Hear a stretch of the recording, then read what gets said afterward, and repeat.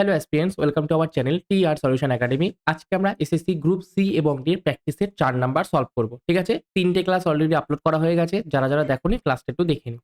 ওকে? চলো। First question দেখো কি বলেছে। এক ব্যক্তি মূলধনের 1/3 অংশ বার্ষিক 7% হারে, 1/3 অংশ বার্ষিক 8% হারে এবং বাকি অংশ বার্ষিক 10% হারে বিনিয়োগ করলেন। যদি তার বার্ষিক আয় 561 টাকা হয়, তাহলে তার মূলধন কত ছিল? আচ্ছা, দেখো প্রথমে 1/3 অংশ ইনভেস্ট করেছে, পরে 1/3 অংশ ইনভেস্ট করেছে। বাকিটা আমাদের রিমেইনিং আমি জানি না কত, ঠিক আছে? যখন এরকম অঙ্ক থাকে আমরা কি বলেছিলাম? নিচে যে হরগুলো থাকবে তাদের লসাগু নেবা। মানে এখানে লসাগু কত? 3, তাহলে 3 নেব। 3 অন্যান্য ক্ষেত্রে নেব, কিন্তু যেহেতু এটা পার্সেন্টেজের অঙ্ক তাহলে আমি মূলধনটাকে 300 ধরে নেব। এইটুকুনি ক্লিয়ার আছে? পার্সেন্টেজের অঙ্ক থাকুক, সরল সুদের অঙ্ক থাকুক, তখন আমরা 100 দিয়ে গুণ করে নেব, মানে মূলধন আমার 300 টাকা। ওকে? আচ্ছা, 300 টাকার 1/3 অংশ মানে 300 এর 3 কত? 100 টাকা। 100 টাকাটাকে ইনভেস্ট করেছি 7% হারে। আবার 1/3 অংশ আছে, মানে আবার 100 টাকাকে ইনভেস্ট করেছি আমি 8% আসে। 300 টাকার মধ্যে 200 টাকা ইনভেস্ট হয়ে গেছে। তাহলে বাকি আমার 100 টাকাই পড়ে রয়েছে। এটাকে ইনভেস্ট করেছি 10% হারে।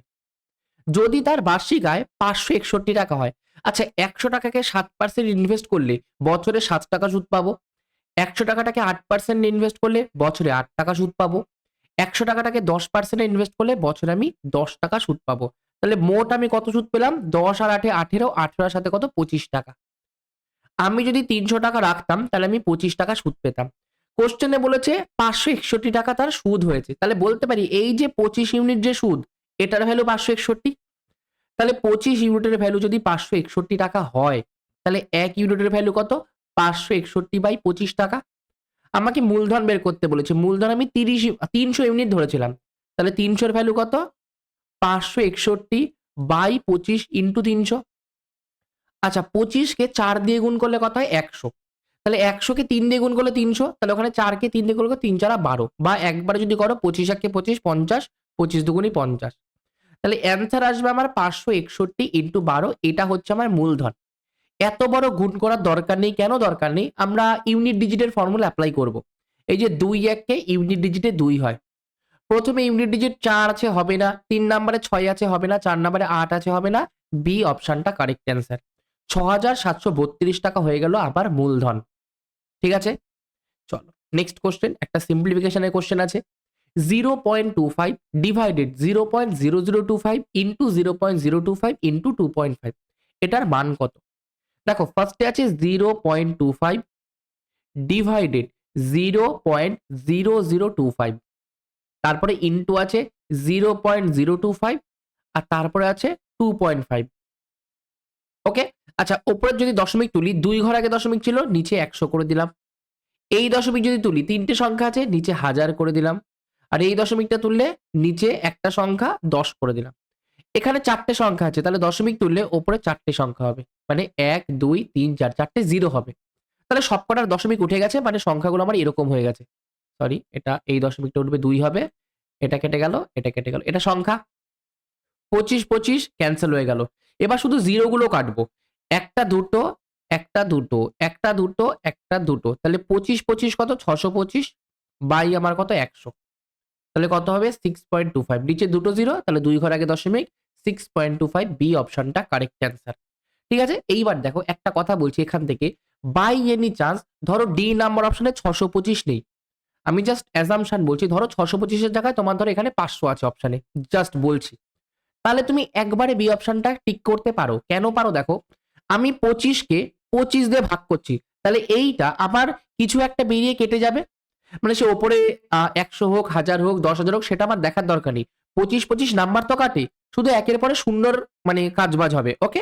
আর এখানে 25 ইন্টু 25 আছে। তাহলে 625 তো হবেই। শুধু দশমিকের হেরফের হবে। তাহলে ওখান থেকে আমি একবারে বলতে পারতাম বি নাম্বার অপশনটা সঠিক উত্তর। কিন্তু যেহেতু আমার 625 আমার একটা অপশন আছে, তো আবার দেখতে হবে যে 625 বাই 100 আছে নাকি 625 আছে। এইজন্য আমরা ডিরেক্টলি বলতে পারলাম না। না হলে কিন্তু যদি ডি অপশন না থাকতো, আমরা একবারে এটা বি করতে পারতাম। সলভ করারই দরকার হতো না। ওকে? Next question. একটি প্রতিষ্ঠানের সকল কর্মচারীর মাথাপিছু গড় বেতন 60 টাকা। 12 জন কর্মকর্তার গড় বেতন 400 টাকা। বাকিদের মাথাপিছু গড় বেতন 56 টাকা। প্রতিষ্ঠানে মোট কর্মচারীর সংখ্যা কত? ওকে? ঠিক আছে, এবার দেখো এখানে বলেছে একটা কোম্পানি আছে, প্রতিষ্ঠান আছে, প্রতিষ্ঠানে সকলের গড় বেতন 60 টাকা হলো। 12 জন কর্মকর্তা মানে যারা হচ্ছে অফিসার্স আর কি, একটুখানি উঁচু পদস্থ যারা ব্যক্তি, কর্তা যারা কর্মকর্তা, ঠিক আছে, ওদের গড় আয় 400 টাকা। আর বাকি যারা কর্মচারী আছে, মানে সে ক্লার্ক বলো বা যাই হোক, মানে অত কিছু দেখার দরকার নেই, বাকি যে কর্মচারী তাদের গড় বেতন 56 টাকা। তাহলে টোটাল আমার কোম্পানিতে কতজন কর্মচারী আছে, সে কর্মকর্তা হোক বা অন্য হোক, টোটাল আমাদের ওয়ার্কার্স কত, ঠিক আছে। আচ্ছা, এটাকে অ্যালিগেশন ইউজ করব। দেখো, কর্মকর্তাদের গড় আয় 400 টাকা, বাকিদের গড় আয় 56 টাকা, আর পুরো কোম্পানির গড় আয় 60 টাকা। অ্যালিগেশন, 400 টাকা কর্মকর্তার আয়, 56 টাকা বাকিদের আয়, মোট আমার 60 টাকায়। মানে কি করলাম, একবার মানে অ্যালিগেশনে কি হয়, একবার ধরলাম সবাই কর্মকর্তা, এই জন্য গড় আয় 400, একবার ধরলাম সবাই অন্যান্য মানে কাজ করে যারা অন্যান্য কর্মচারী, তাহলে 56 ধরলাম, আর মোট আমার 60 টাকা হচ্ছে টোটাল। ওকে, এখান থেকে অ্যালিগেশন ইউজ করব। 60 থেকে 56 বাদ দিলে হয় 4, 400 থেকে 60 বাদ দিলে হয় 340। রেশিও করি, 4 একে 4, 4 আটা 32, 20, 4 পাঁচা 20, 1:85। তার মানে একজন যদি কর্মকর্তা হয় তাহলে 85 জন আবার বাকি মেম্বার রয়েছে।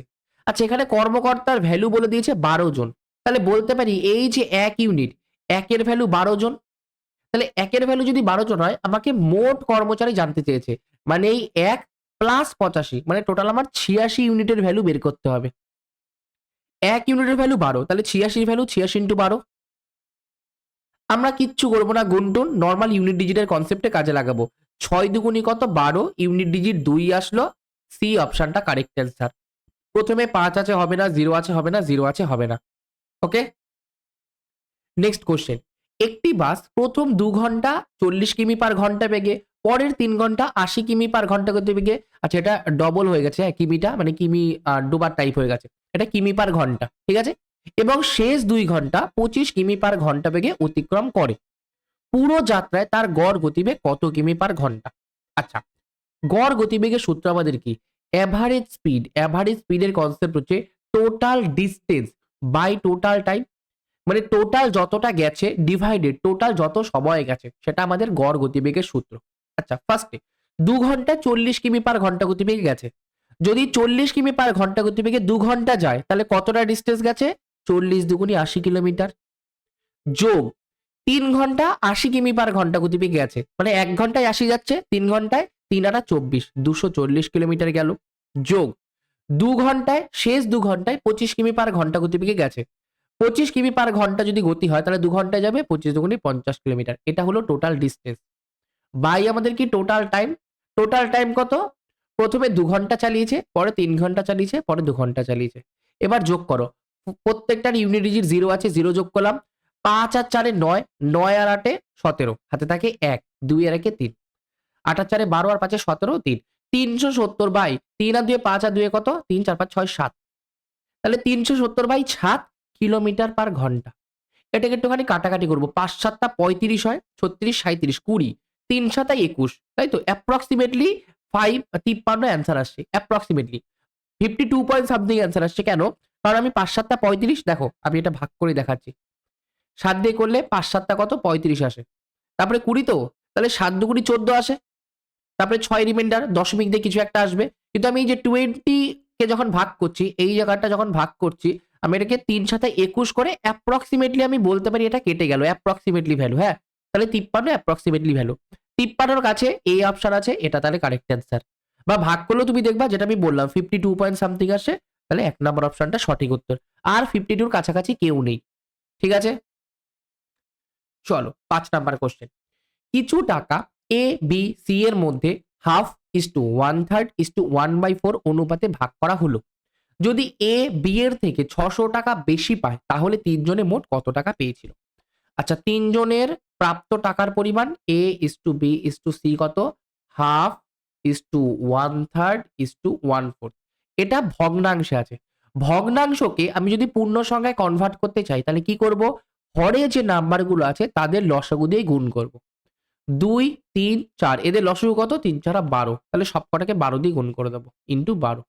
প্রথমে 6 দুগুণি 12, 3 4 12, 4 3 12, এটা হয়ে গেল অনুপাত a is to b is to c সমান সমান 6 is to 4 is to 3। আচ্ছা, এখান থেকে বলো এ বি এর থেকে কত ইউনিট বেশি টাকা পাচ্ছে? 6 4 থেকে 2 ইউনিট বেশি টাকা পাচ্ছে। এই 2 এর ভ্যালু কোশ্চেনে 600 টাকা বলে দিয়েছে। তাহলে 1 এর ভ্যালু কত? 300 টাকা। কোশ্চেনে বলেছে তিনজনে মোট কত টাকা পেয়েছিল? তিনজনে কত পেয়েছে? A 6 unit, B 4 unit, C 3 unit. তাহলে তিনজনে মিলে 6 আর 4 10 আর 3 13। তিনজনে 13 ইউনিট টাকা পেয়েছে। তাহলে 13 এর ভ্যালু কত? 3 13 39। 3900 টাকা পেয়েছে। 3900 অপশানে নেই। 3900 একটা অপশানে হবে, ঠিক আছে? বা ঠিক আছে, লাস্ট অপশন লিখে দাও 3900 আমাদের কারেক্ট অ্যান্সার। এটা ই অপশন, ঠিক আছে? এটা সঠিক উত্তর। ওকে, তাহলে তিনজনে মিলে মোট কত টাকা পেলো? তিনজনে মিলে মোট 3900 টাকা অ্যান্সার পেলো। এই অ্যান্সার পেলো বলছি কেন, 3900 টাকা পেলো। তাহলে অ্যান্সারটা হয়ে যাবে 3900 টাকা, তিনজনের মিলিত আয়। ওকে, চলো নেক্সট। বিজয়ী প্রার্থী মোট ভোটের 57% ভোট পেয়ে পরাজিত প্রার্থীকে 3500 ভোটে পরাজিত করে। বিজয়ী প্রার্থী কতগুলো ভোট পেয়েছিল? আচ্ছা, টোটাল আমার ভোট হয় 100%, তার মধ্যে যে জিতেছে সে পেয়েছে 57%। তাহলে যদি 100% থেকে 57% যে জিতেছে সে পায়, তাহলে পরাজিত যে হয়েছে সে কত পেয়েছে? সে 43% পাবে, তাই তো? এইবার কোশ্চেনে বলেছে 57% ভোট পেয়ে পরাজিত প্রার্থীকে 3500 ভোটে পরাজিত করে। আচ্ছা, 57% 43% থেকে কত বেশি পেয়েছে? 3 আর 4 এ 7, 4 আর 1 এ 5, 14% বেশি পেয়েছে। তার মানে বলতে পারি যে 57% যে পেয়েছে সে 14% অপরকে হারিয়েছে। মানে 14% কম পেয়েছে অপর, বা 14% হারিয়েছে, এটাই বলতে পারি। তাহলে এই যে 14% এর ভ্যালু আমরা 3500 বলতে পারি। যে 3500 ভোটে হারিয়েছে মানে কি 3500 ভোট কম পেয়েছে। তাহলে 57% যে পেয়েছে সে 14% সে বেশি পেয়েছে 43% থেকে, মানে ওই 14%ই হারিয়েছে। ওকে, তাহলে 1% এর ভ্যালু কত? 3500 বাই 14। আমার বলেছে বিজয়ী প্রার্থী কতগুলো ভোট পেয়েছিল, মানে 57% এর ভ্যালু বের করতে বলেছে। 57% বিজয়ী প্রার্থী পেয়েছে, তাহলে 57 এর ভ্যালু বের করব। কত?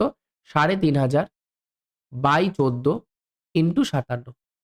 7 দিয়ে 7 দুগুনি 14, 7 দিয়ে 5 7 35, 500। আর 2 দিয়ে 250 দুগুনি 500। 250 ইন্টু 57 কারেক্ট অ্যান্সার। 250 ইন্টু 57। এইবার এটাকে আমরা কিভাবে করব? আহ, এখান দিয়ে কোনো ইউনিট ডিজিট দিয়ে করা যাবে?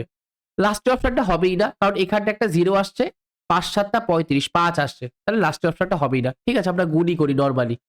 250-কে 200 প্লাস 50 ধরে নিই ইন্টু 57। তাহলে 57-কে 200 দিয়ে গুণ করলে 7 দুগুনি 14, 1 5 2 10 11, এটা আসলো। আর 50 দিয়ে করলে 0, 5 7 35, 3 5 5 25, 26 27 28, 0 5 8 8 4 12, 2 আর 2 4 1, 14,250টা, মানে বি অপশনটা কারেক্ট অ্যান্সার। যে বিজয়ী প্রার্থী সে 14,250টা ভোট পেয়েছে। এখান থেকে তোমরা আমাকে হোমওয়ার্কে অ্যান্সার দেবে যে পরাজিত প্রার্থী সে কতগুলো ভোট পেয়েছে। যে পরাজিত প্রার্থী সে কতগুলো ভোট পেয়েছে এটা তোমরা অ্যান্সার দেবে কমেন্টে। ওকে, নেক্সট। যদি এ এর 15%, বি এর 20% হয়, তাহলে বি ইস টু এ কত? আচ্ছা, এ এর 15%, এটা সমান সমান কি? বি এর 20%। তাহলে এখান থেকে যদি আমি এ বাই বি বের করি, এ বাই বি কত? 20% বাই 15%। তাহলে পার্সেন্ট পার্সেন্ট কেটে গেল, 5 দিয়ে 4 5 20, 3 5 15। ম্যাক্সিমাম লোকে করে দেবে 4:3 কারেক্ট অ্যান্সার। ঠিক আছে, অনেকেই। তুমি খেয়াল করে দেখো বি ইস টু এ বলেছে, মানে বিটা উপরে থাকবে, এটা নিচে থাকবে। তাহলে এটাকে উল্টে দিয়েছি বি ইস টু এ, তাহলে ডান দিকেরটা উল্টে যাবে 3/4। তাহলে অ্যান্সার 3:4 হবে, বি অপশনটা কারেক্ট অ্যান্সার। ঠিক আছে, ক্লিয়ার? ওকে, চলো নেক্সট কোশ্চেন। এ এবং বি একটি কাজ যথাক্রমে 18 দিন এবং 27 দিনে সম্পূর্ণ করতে পারে। তারা একসাথে কাজটা শুরু করে এবং 8 দিন পর এ কাজ ছেড়ে দেয়। বি বাকি কাজ কত দিনে শেষ করবে? এ একটা কাজ 18 দিনে করে, বি ওই কাজটা 27 দিনে করে। তাহলে টোটাল ওয়ার্ক 27 দুগুনি 54।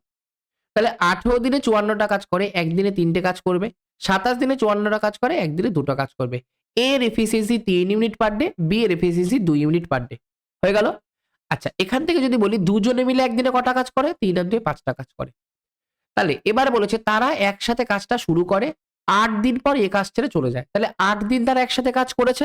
তাহলে 8 দিনে তারা কটা কাজ করেছে? 5 ইন্টু 8, 5 8 40টা কাজ করেছে। 54টার মধ্যে 40টা কাজ হয়ে গেছে, তাহলে বাকি আমার 14টা কাজ রয়েছে। এই 14টা কাজ কে করবে? 8 দিন পরে এ কাজ ছেড়ে চলে গেছে, তাহলে বি বাকি কাজটা কত দিনে শেষ করবে? তাহলে 14টা কাজ বি করেছে। বি একদিনে করে দুটো কাজ, এই যে বি একদিনে দুটো কাজ করছে, তাহলে 14টা কাজ 14/2 দিনে করবে, মানে 7 দিনে করবে। তাহলে সঠিক উত্তর বি অপশনটা কারেক্ট অ্যান্সার। ঠিক আছে, নেক্সট কোশ্চেন। কোনো জিনিসের বিক্রয় মূল্য 125 টাকা বৃদ্ধি করলে 2.5% ক্ষতির পরিবর্তে 2.5% লাভ হয়, তাহলে জিনিসটির ক্রয় মূল্য কত? ভালো করে বুঝবে, কোনো জিনিসের বিক্রয় মূল্য 125 টাকা বৃদ্ধি করলে 2.5% ক্ষতির পরিবর্তে 2.5% লাভ হয়, তাহলে জিনিসটার ক্রয় মূল্য কত? দেখো, জিনিসটার ক্রয় মূল্য ছিল 100 ইউনিট টাকা। ওকে, এর থেকে যখন আমি 2.5% ক্ষতি করছি, মানে -2.5 টাকা কম দামে বিক্রি করছি, তখন আবার কি হচ্ছে? তখন আবার কিচ্ছু হচ্ছে এখানে বলেনি। আবার কি বলেছে? এখান থেকে যদি আমি 125 টাকা আমি বৃদ্ধি করি, তাহলে আবার 2.5% লাভ হচ্ছে। ওকে, 100 টাকার জিনিসকে আমি যেই দামে বিক্রি করছিলাম, সেটা হচ্ছে 2.5% ক্ষতিতে বিক্রি করছিলাম। ওর থেকে যেই আমি 125 টাকা বাড়িয়ে দিলাম, আমার 2.5% লাভ হলো। তাহলে পুরো এইটুকুনি ট্রান্সেকশনে কত পার্সেন্টেজ চেঞ্জ হলো? 5% চেঞ্জ হলো। তাহলে 5% এর ভ্যালু 125। আচ্ছা, যদি এটা ডিরেক্টলি ভাবে না বুঝতে পারো যে আড়াই, আমি তাদের জন্য বলে দিচ্ছি একবার ভালো করে। যদি না বোঝো কেউ আরকি। যারা বুঝতে পেরেছো তারা তো তারা একবারে অ্যান্সার করবা।